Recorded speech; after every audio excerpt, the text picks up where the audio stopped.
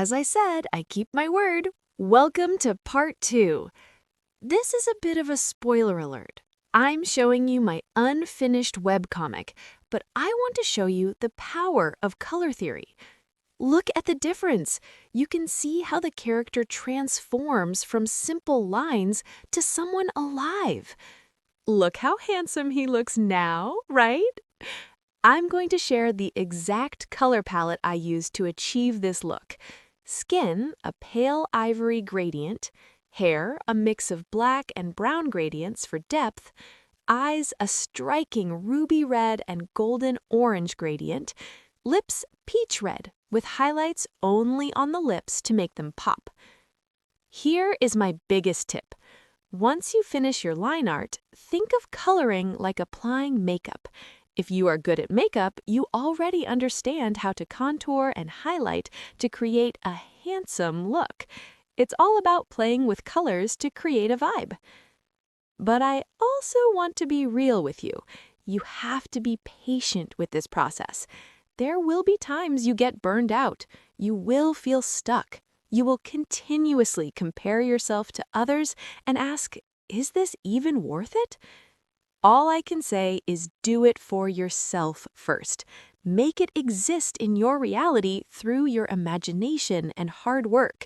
You can always change it later, but once you create it, that rush of dopamine and serotonin, that pride you feel in yourself, that is unmatched.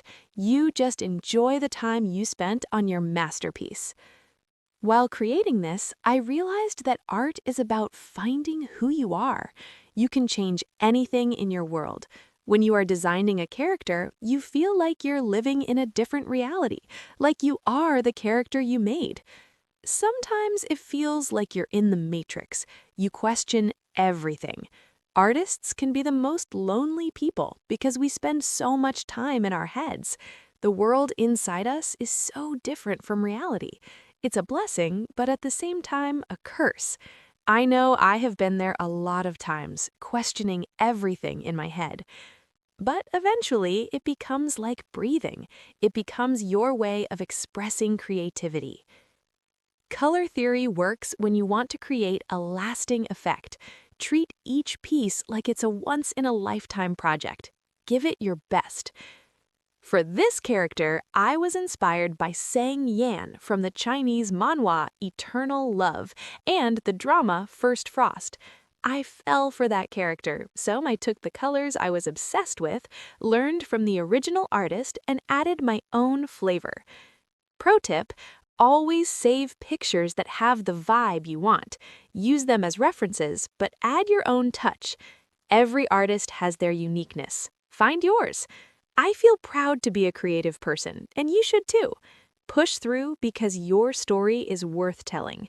If you like this vibe, subscribe for more.